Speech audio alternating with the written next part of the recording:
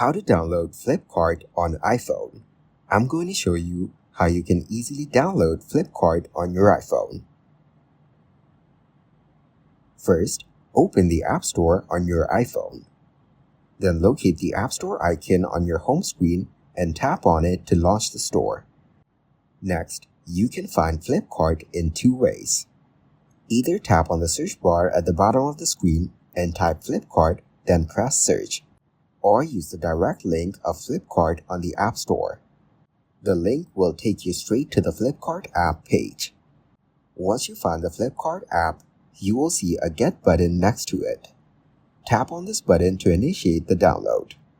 Since Flipkart is a free app, you won't need to enter any payment information. After you tap Get, the app will start downloading and installing on your iPhone. This usually takes less than a minute, depending on your internet connection speed.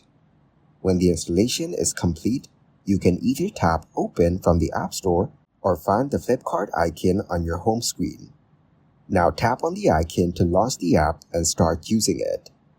If you experience any issues with the download, make sure your iPhone's operating system is up to date and consider restarting your device.